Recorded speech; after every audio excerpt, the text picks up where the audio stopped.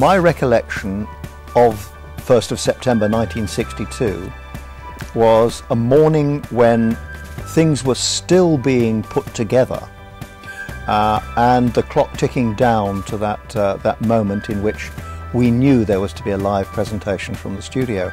Now, my role at that time was in master control and telecine. We had film projection machines in those days, just like a cinema. And it was my job to stand by, lace the machines and roll the films when the appropriate time came. So I watched George Troy from the control room and heard him utter the words, "I am now going to pass and now I'm going to hand you over to the tender care of Robin Hood." Robin Hood. At which time I got a shout from master control, "Roll it," and I pressed the button on the machine which contained Robin Hood.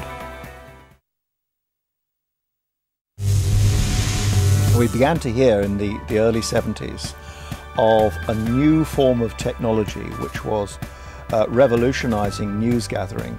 It was beginning to miniaturize videotape so that it could be used in a portable sense. With a couple of colleagues, I was sent off to the United States, where it was starting in California, to examine this new technology and to determine whether it might be of use in our situation. Well, to make a long story short, we came back utterly convinced that this was the future, and tiny channel television became the first broadcast organisation, not only in Britain but in Europe, to abandon film as a news gathering medium and adopt electronic news gathering.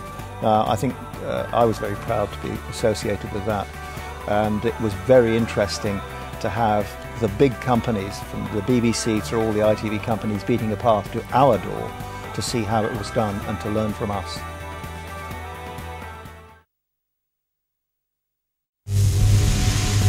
If there was a single achievement that comes to mind, it's winning the licence after the 1992 Broadcasting Act required that they would be bid for. I took the view right from the beginning that if we had to bid serious money for our licence, we wouldn't be able to afford to run the company as I wanted to run it. So I decided, and the board supported the fact, that we should bid next to nothing for the licence, but we should make the quality of our bid so outstanding that the regulator would not be able to overlook it. So we based our bid entirely on quality, and it was successful. We got our licence for £2,000 a year, and with the money that we might have otherwise bid, we made programmes and kept our promises.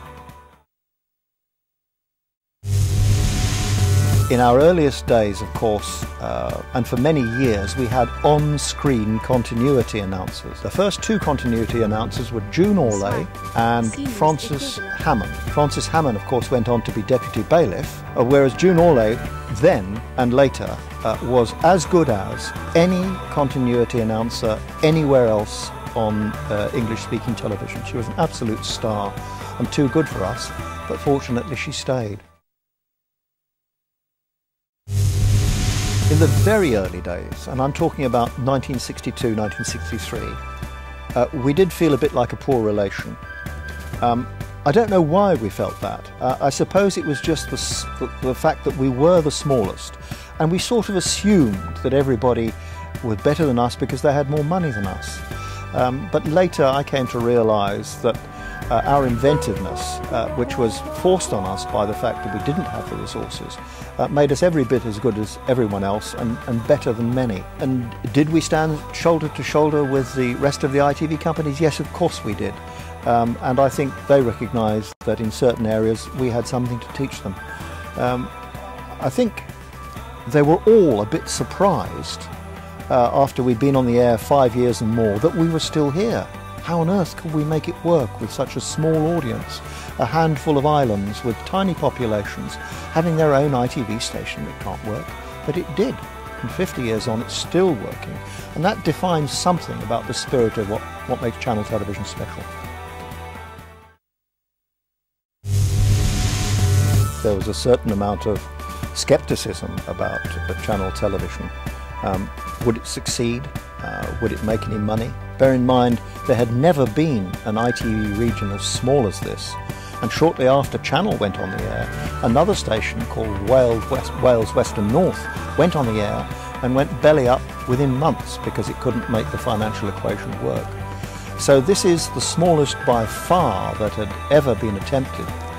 And the fact that 50 years on, Channel Television is still here is a remarkable achievement that perhaps many underestimate. One of the happiest times of my life was as a television cameraman. I enjoyed it immensely. And I think they would all say the same. I didn't, incidentally, get to do all the sexy assignments that people like Tim Ringstall did when they went off on to make a number of programs with Durrell in places like Madagascar and elsewhere, which must have been hugely exciting. I, if you like, was the executive producer of those programs, but I had to enjoy them vicariously from back at base.